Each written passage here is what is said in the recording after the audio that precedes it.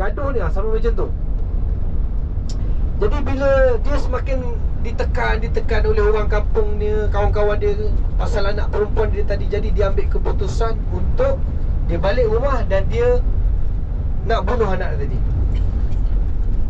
Jadi dia pun balik rumah, dia ambil anak dia tadi, dia beritahu kat isteri dia, aku nak bawa anak kita. Dan isteri dia dah tahu dah, sebab memang amalan orang Arab jahiliah pada ketika itu adalah untuk bunuh anak perempuan mereka hidup-hidup. Kemudian dia tarik tangan anak dia, dan isteri dia beritahu, abang jangan pecahkan amanah ini, abang jangan pecahkan amanah ni. Tapi dia tak peduli dengan kata-kata isteri dia. Dia bawa, tarik tangan isteri, tarik tangan anak perempuan dia. Anak perempuan dia masa tu lebih kurang umur 6-7 tahun lebih kurang. Dan dibawa ke satu tempat dekat Masjidil Haram, di tempat kawasan makam Sayyidatuna Sumayyah radhiyallahu taala anha. Kalau tuan-tuan yang ibu dah pernah ziarah makam Sayyidatuna Sumayyah radhiyallahu taala anha, ada satu kawasan kat situ masih lagi kekal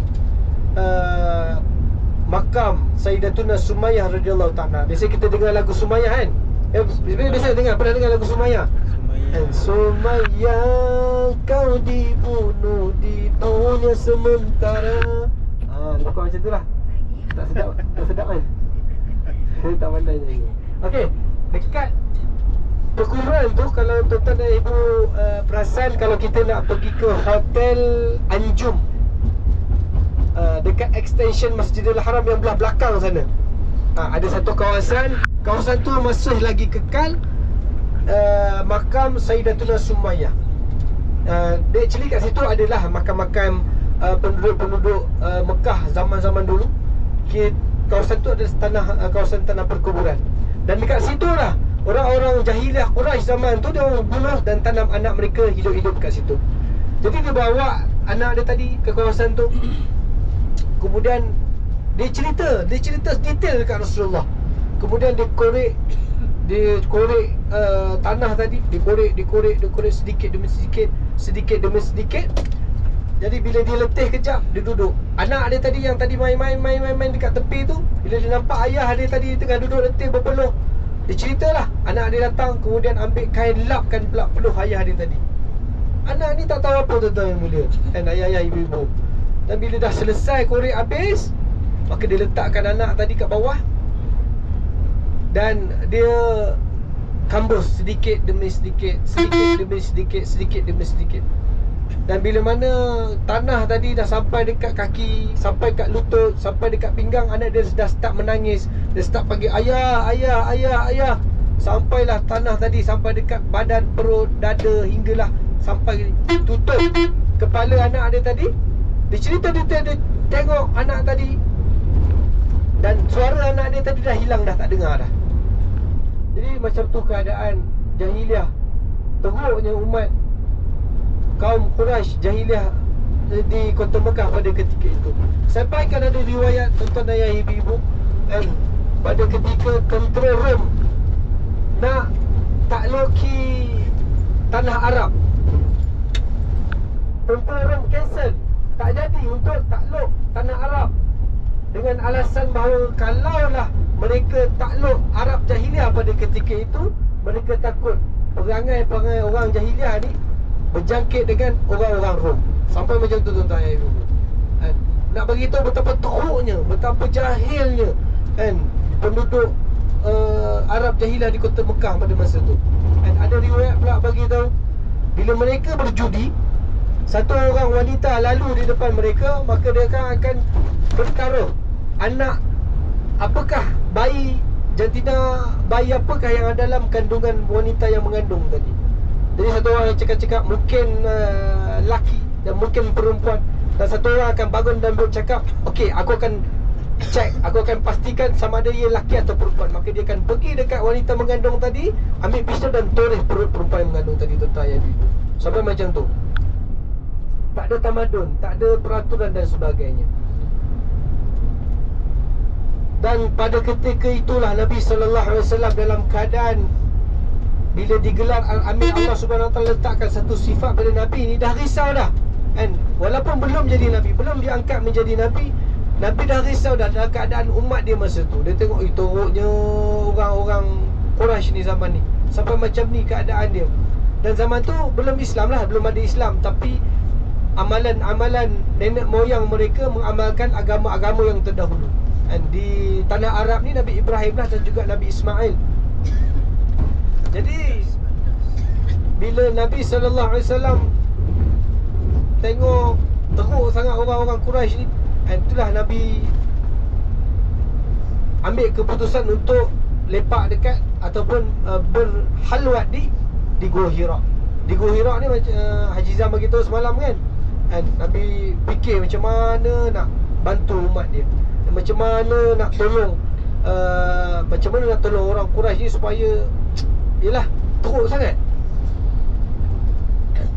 Jadi orang yang sangat mulia, kemudian bila Allah Subhanahu Wa Taala bagi wahyu untuk Nabi sampaikan agama, untuk sebarkan agama, tiba-tiba orang Quraisy yang dulu sayang Nabi, orang Quraisy yang dulu percaya yang Nabi ni Al-Amin, mereka buat Nabi sampai macam tu sekali. Dan sampaikan mereka ketika mana Nabi buat dakwah dekat kota Mekah, kan, mereka dipulaukan di lembah Abi Talib. Dan 3 tahun tak makan, 3 tahun tak ada makanan dan sebagainya. Dan sampaikan ada ibu yang ada anak kecil ni, anak dia, baby ni mati dalam keadaan kelaparan. Kan, hari ni kalau kita tengok orang yang mati, kalau contoh kena bunuh lah kan, orang mati kena bunuh, cucuk mati, habis. Tapi ibu yang mana melihat keadaan anak baby tadi dalam keadaan kelaparan, menangis kan, nyawa tu sedikit demi sedikit hilang.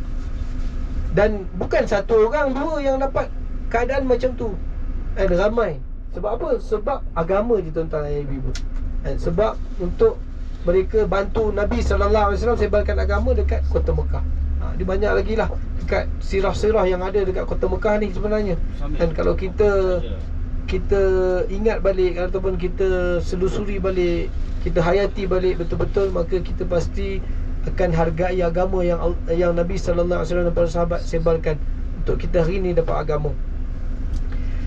Dan bila Nabi SAW teruk kena macam tadi, jadi Nabi jalan-jalan dan duduk sampai di kebun yang mana saya beritahu tadi, kebun milik besar Quraisy, Utbah bin Rabi'ah dan juga Syaibah bin Rabi'ah, 2 orang pembesar Quraisy yang tentang Nabi. Jadi Syaibah dan Utbah bin Rabi'ah ni, okey, Taif ni pula, tuan-tuan ayah ibu, macam kita kalau dekat KL, dia lebih kurang macam Kak Ros bagi tahu, Genting dan Cameron lah kan. Jadi Arab Saudi ni, Mekah ni memang kat Mekah ni, bila dia orang musim panas yang sangat panas ni, so tempat dia orang lepak kat mana tuan-tuan ayah ibu? Kat Taif lah. Dia akan naik ke Taif dan dia orang akan duduk di situ. Kebanyakan orang Quraisy ni dia orang ada tanah juga dekat Taif. Termasuklah Syaibah dan Utbah bin Rabi'ah ni, mereka ada kebun anggur mereka di situ. Kemudian bila Nabi SAW dah letih, dah tak larat lagi, Nabi jalan-jalan, kebetulan Allah takdirkan Nabi duduk di kebun anggur Syaibah bin Rabi'ah dan Utbah bin Rabi'ah. Dan bila Nabi duduk di situ, Allah Subhanahu Wa Taala nak cuba bagi hidayat dekat, bukan bagi hidayat ni tau. Hidayat ni bukan yang ni. Ini hidayat daripada Allah. Jadi Allah hampir-hampir nak bagi hidayat kepada Utbah bin Rabi'ah. Bila mana dia nampak Nabi, dia tengok, itu Muhammad tu, teruknya dia kena. Allah timbulkan perasaan kesian dekat Utbah bin Rabi'ah ni untuk tengok keadaan Nabi dan kesian dekat Nabi. Yalah berdarah-darah apa semua kan. Jadi Utbah bin Rabi'ah ambil sedikit anggur dekat kebun dia tu, petik letak dalam satu bekas, dan tergerak hati untuk bagi dekat Nabi. Allah dah letakkan, Allah dah nak cuba gerakkan hati Utbah pada ketika itu. Padahal dia tentang Nabi, teguh, sangat kuat tentang Nabi. Tapi bila dia nak gerak tu tuan-tuan ya ibu, bila dia nak pergi je kat Nabi, tiba-tiba dia, setan dah mula hasut dia. Dia kata apa? Ish, kalau lah aku pergi ni sekarang, aku kena bahan ni. Kalau lah orang Mekah tahu ni, habis aku ni. Kan dah lah aku betul-betul, aku ni gila-gila lawan Muhammad. Kan kalau aku pergi-pergi anggur kat Muhammad ni, teruk ni aku kena ni. Kan kalau lah aku pergi ni, apa orang Quraisy kata, apa Abu Jahal kata nanti. Dia dah fikir, dia dah risau apa orang kata. Sama jugalah macam saya hari ni kan. Kalau lah saya, aku ni nampak macam cacah baik ni kan, orang cakap apa pula ni, aku nak tolong orang ni kan, orang cakap aku ni. Kita kadang-kadang kita rasa, kita risau apa orang kata, tapi kita tak risau apa yang Allah kata kepada kita. Saya lah kan. Tapi inilah satu keadaan yang mana Allah Subhanahu Wa Taala nak ajar kita. Bila mana Allah dah nak letakkan hidayah, Allah dah hampir-hampir dah nak bagi hidayah dekat Syaibah bin Rabi'ah ni tadi, Utbah bin Rabi'ah ni tadi. Tapi bila mana dia dah fikir apa orang kata, maka tak jadi hidayah tu sampai dekat dia. Hidayah tu datang dekat hidayah sini. Saya seling-seling sikit lah bagi tak mengantuk. Okey. Jadi bila dia tak jadi nak bagi anggur tadi, dia suruh pembantu dia. Siapa pembantu dia, ayah ibu? Pembantu dia lah tadi, Adas. Jadi Adas dipanggil Adas, wahai Adas sini. Dan Adas ni merupakan satu orang Nasrani daripada Ninawa. Daripada Ninawa ni dekat Iraq, kat negara Iraq, kalau tak silap saya lah. Kemudian disuruh Adas ni bagi tahu, wahai Adas, kau pergi bagi anggur ni dekat pemuda ni tadi. Dan Adas pun tak kenal Nabi pada ketika itu, sebab dia seorang hamba. Hamba ni zaman dulu memang terkenal lah dengan hamba kan. Jadi dia bagi dekat Adas, wahai Adas, kau bagi dekat Muhammad, kau bagi dekat pemuda ni, sebab dia macam teruk sangat lah. Jadi Adas pun pergi dekat Nabi SAW, dan Adas pun bagi, wahai tuan, ini daripada tuan saya. Jadi Nabi SAW dan ulama beritahu, bila Adas datang kepada Nabi, Nabi terus berkelakuan seakan-akan tak ada apa-apa. Nabi melayan pelawaan Adas ni seumpama satu orang yang sangat meraihkan, satu orang yang sedang raikan dia. Yelah, orang yang pernah letih berdarah kan, kalau kita pergi, kita pun macam, abang tolong bang, saya pun tak larat bang. Tak ada. Nabi bukan macam tu. Nabi bangun dan Nabi, ulama bagi tahu, Nabi macam meraihkan Adas. Sebab macam tu akhlak sifat Nabi ni. Kemudian bila Adas bagi anggur tadi, dan Nabi ambil anggur tadi, seperti mana Kak Arus bagi tahu, Nabi baca Bismillah. Terkejut Adas. Aku tak pernah dengar kalimah ni. Engkau siapa? Dia tanya. Kemudian Nabi SAW tak jawab pertanyaan Adas, dan Nabi tanya balik kepada Adas, wahai tuan yang mulia, tuan siapa dan dari mana? Nama aku Adas, aku daripada Ninawa. Kemudian Nabi SAW sambung, Ninawa? Masya Allah, itu satu perkampungan saudara aku. Kemudian Nabi SAW sambung, ada satu orang Nabi daripada Ninawa, dan dia juga satu orang Nabi, dan dia juga satu orang Rasul, dan dialah Yunus bin Matta, Nabi Yunus AS, Nabi Yunus yang kena telan ikan tu. Terkejut Adas, dan dia berkata, wahai tuan, macam mana tuan boleh tahu kisah Nabi saya? Macam mana tuan boleh tahu kisah Nabi di negara saya?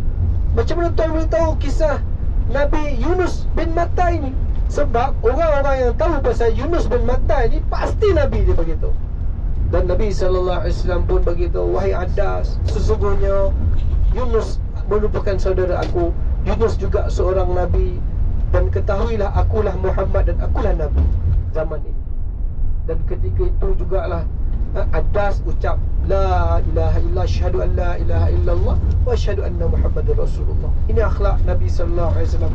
Dalam keadaan Allah uji Nabi, Allah bagi ujian yang sangat berat kepada Nabi, dan akhirnya Allah hadiahkan juga satu orang daripada Ninawa, daripada Iraq, untuk peluk Islam, untuk ucap kalimah. Inilah pengorbanan Nabi, tuan-tuan dan ibu. Dan kita pun tahu Nabi SAW ni Habibullah, kan? Kekasih Allah, kan? Macam Haji Sam bagi tahu semalam, kan, ketika malaikat Israfil nak Nabi malu dengan malaikat Israfil malu dengan Nabi sebab dia bagi tahu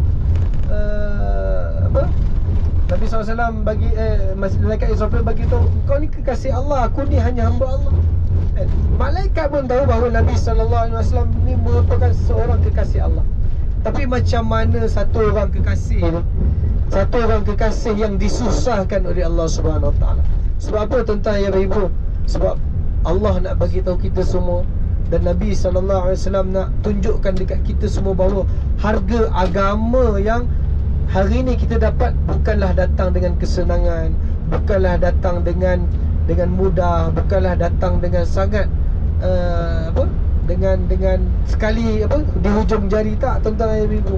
Tapi dengan pengorbanan, dengan susah payah, dengan darah, dengan nyawa. Bahkan sahabat-sahabat korbankan nyawa untuk sampaikan agama, untuk pastikan seluruh umat dapat agama Islam. Termasuklah kita semua hari ni dapat agama, kan? Jadi pengorbanan Nabi ni, ya Allah, saya kalau yalah macam Haji Sam pun bagi tahu, kan, kalau Haji Sam cerita pasal kisah Nabi pasti dia menangis. Tapi itulah, saya sendiri pun kadang-kadang kita sedih, nak keluarkan air mata tu kadang susah. Sebab apa? Sebab kita kadang-kadang, saya sendiri pun nak menghayati kisah tu, dia kena ada jiwa untuk hayati kisah Nabi ni. Tapi setidak-tidaknya kita tahu pengorbanan Nabi sallallahu alaihi wasallam, macam mana Nabi sebarkan agama, Nabi sampaikan agama. Tak ada maksud lain, tuan-tuan.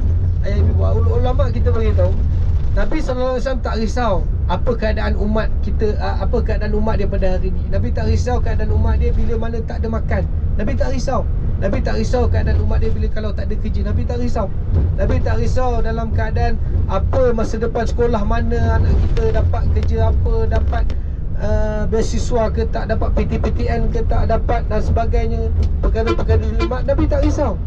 Tapi kita usahakan jugalah. Cuma apa yang paling Nabi risau adalah bila mana kita tak dapat kenal Allah dan kita tak ada agama dalam kehidupan kita. Tapi bila kita ada agama, bila kita ada kenal Allah dalam kehidupan kita, maka pasti Allah akan bantu kita dalam segala hal. Dan Allah firman dalam Quran apa? Dan kalau kau bantu aku, maka pasti dan pasti aku akan kalau kau bantu agama aku, maka pasti dan pasti aku akan bantu apa saja yang kau perlukan. Bukan mafhum firman Allah Subhanahu Wa Taala dalam Al-Quran. Jadi inilah, tuan-tuan yang mulia, ayah ibu, kita datang kota Taif ni, kita datang kota suci Mekah, kota suci Madinah nanti. Supaya apa? Supaya kita dapat satu pengalaman yang mana bila kita balik ni, kita dapat rasa harga agama dalam kehidupan kita, kan?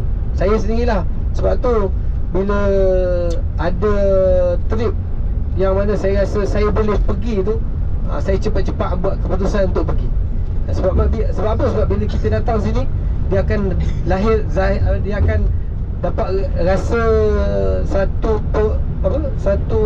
perasaan yang sangat luar biasa. Kita rasa macam mana pengorbanan Nabi nak sampaikan agama, macam mana susah payah Nabi nak pastikan semua umat dapat masuk syurga Allah Subhanahu Wa Taala. Dan bukan sekadar kita datang sini nak jalan-jalan dan nak sebagainya, tapi bila kita pergi kat satu tempat tu, kita tahu sirah dia, dan kita tahu apa yang ada dekat tempat tu, baru kita rasa gairah untuk amal agama, untuk kita teruskan. Bila kita balik tu, dan kita Macam contoh kan, kalau kita pergi Mekah, kita pergi duduk dekat Mekah, dan kita rasa rasa gairah untuk pergi iktikaf dekat Masjidil Haram, pergi sembahyang berjemaah. Dan kalau rasa kita lambat sembahyang jemaah ni, kisah Allah perginya. Dan sama juga bila kita datang ke kota Mekah Madinah ni, kita rasa bila kita balik Malaysia, kita rasa kita rugi kalau kita tak pergi sembahyang dekat masjid kampung kita, masjid surau dekat surau taman kita. Kita rasa rugi. Dan kita rasa rugi kalau kita tak dapat makmurkan surau masjid dekat taman kita. Kita rasa rugi kalau kita tak dapat solat berjemaah setiap waktu. Ini yang kita nak sebenarnya kita nak lahirkan dalam diri kita, dalam hati kita. Supaya apa? Supaya kita datang kota Mekah, Madinah dan ziarah tempat-tempat yang ada sirah ni, bila kita balik kita gairah untuk beramal. Ni saya cakap sebenarnya untuk diri saya lah. Saya cakap lebih ni, saya cakap lebih ni, buat tak pun. Tapi mudah-mudahan kita, bila kita ada keazaman, kita doa dekat Allah Subhanahu Wa Taala, mudah-mudahan Allah pilih kita. Allah pilih kita untuk amalkan agama yang sempurna macam mana yang Nabi sallallahu alaihi wasallam nakkan kepada kita. Dan ulama begitu, untuk kita gairah dengan amal ni, kita nak betul-betul nak buat amal ni, ada 3 benda yang kita kena minta dekat Allah. Ada 3 benda yang kita kena buat. Dan yang pertamanya, kita nak bangun tahajud lah, katakan kan. Alhamdulillah datang kota Mekah ni kan, datang ke duduk dekat tanah haram, masjid dekat dengan Masjidil Haram, kita dah bagi azam lah. Kita dah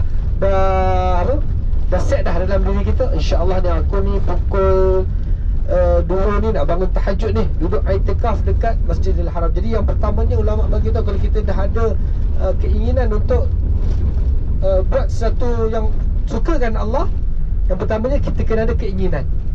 Kita ada keinginan dan nak bangun tahajud, kita dah set dah, okey aku nak bangun tahajud. Kemudian ulama kita bagi tahu, yang keduanya, untuk kita capai keinginan kita tadi, kita kena ada usaha yang sungguh-sungguh. Usaha sungguh-sungguh ni macam mana? Ulama kita beritahu, contoh kita dah ada azam nak bangun setengah kita bangun nak tidur, itu dah tak ada kesungguhan lah. Macam mana kita nak bangun tahajud pukul 2 kalau 1:30 bangun tidur? Dan syarat untuk tahajud ni adalah kita kena tidur kejap. Tak kisahlah terlelap kejap ke, tutup mata kejap ke. Ulama beritahu, kalau lah susah sangat nak tidur, kita macam pejam mata kejap, dalam 5 minit kita bangun balik pun dah boleh tahajud dah. Jadi yang keduanya, kita kena ada usaha yang sungguh-sungguh untuk bangun tahajud. Kemudian yang ketiga apa dia, tuan-tuan juga, ayah-ayah, ibu-ibu, ulama beritahu untuk kita sempurnakan, ataupun Allah bagi taufik kepada kita untuk kita sempurnakan solat tahajud kita tadi. Yang ketiga, ulama bagi tahu kita kena doa kepada Allah. Dan kita dah ada azam, kita dah ada usaha. Yang ketiga, kita kena doa kepada Allah supaya Allah bangunkan kita pada waktu pukul 2 pagi tadi untuk bangun tahajud. Kan? Sebab pukul 2 tadi yang bangunkan kita bukan alam, tuan-tuan dan ibu-ibu. Kan? Yang bangunkan kita ni bukan alam, bukan kawan kita yang kita suruh kejut satu bilik yang kita kejut aku pukul 2, bukan. Tapi yang gerakkan kita untuk kita bangun malam ni sebenarnya Allah SWT. Jadi untuk gerakkan kita bangun malam tadi, kita perlukan taufik daripada Allah. Jadi ulama beritahu 3 perkara ni kita kena istiqamah untuk sentiasa fikirkan macam mana untuk kita sempurnakan apa yang kita azam untuk taat perintah Allah. Jadi baru Allah akan pilih. Tapi kalau kita 3 ni tak ada, Allah, tak tahu lah nak cakap kan, susah sikit, susah banyak lah tu kan. Dan kemudian ulama kita tambah lagi, kalau lah kita dah ada azam, kita dah usaha sungguh-sungguh dan kita dah doa ke Allah, tapi kenapa kita masih lagi Allah tak pilih kita untuk bangun malam? Ulama bagi tahu ada satu benda yang kita rasa yang kita kena maklum bahawa ada antara hijab kita dengan taufik Allah adalah dosa kita. Jadi kita kena bertaubat kepada Allah SWT. Sebab tu Nabi SAW setiap Nabi SAW beritahu dalam satu hadis yang lebih kurang mafhum, kan, antara sunat-sunat sebelum kita tidur adalah untuk kita solat taubat. Supaya apa? Supaya Allah ampunkan segala dosa kita pada hari itu. Jadi bila kita solat taubat, maka tak ada hijab antara kita dengan taufik Allah kan. Tapi kalau kita ada dosa, mungkin kat situlah bila taufik tu nak sampai dekat kita, ada hijab dengan dosa, maka taufik tu patah balik dan tak sampai dekat kita. Jadi kita doa kan, kita solat hajat, kita solat taubat, sebelum tidur kita solat taubat, dan supaya Allah ampunkan dosa, maka Allah akan pilih kita. Sebab taufik ni penting tuan-tuan ya ibu, dan taufik ni sangat penting untuk Allah pilih kita. Dan satu orang tuan-tuan ya ibu, yang rumah dia, dinding bilik dia bersambung dengan dinding saf depan Masjid Nabawi lah katakan. Dan Masjid Nabawi ni, dan dinding rumah dia bersambung dengan saf paling depan dinding Masjid Nabawi. Tapi kalau Allah Subhanahu Wa Taala tak bagi taufik dekat dia untuk pilih dia, maka kalau azan untuk solat waktu fardu berjemaah dekat Masjid Nabawi pun, dia takkan ada kemampuan untuk dia bangun dan semayang berjemaah dekat Masjid Nabawi di saf yang pertama. Takkan ada kemampuan. Sebab apa? Sebab Allah tak pilih dia. Sebab Allah tak bagi taufik dekat dia. Jadi taufik ni kita kena usahalah. Antara salah satu yang Nabi SAW ajar kita untuk kita dapat taufik, kita doa. Apa doa dia? Saya pun lah ini ingat untuk diri saya sebenarnya. Doa ni kadang-kadang mungkin kita hafal, ayah-ayah, ibu mungkin hafal doa ni tapi untuk kita amal, tu pun salah satu taufik Allah. Allah tak bagi taufik, Allah tak pilih kita untuk baca doa tu. Apa doa dia? Allahumma a'inni ala zikrika wa syukrika wa husni ibadati. Ya Allah, a'inni, bantulah aku ala zikrika, untuk berzikir mengingati engkau, wa syukrika. Okey, kita dah nak sampai masjid, kita dah nak sampai masjid Qanun Manazil. إحرام موجود ولا يبغى يشتري؟ إحرام موجود ولا يبغى يشتري؟ إحرام إحرام موجود. nak beli apa-apa. غير موجود يبغى يشتري؟ لا.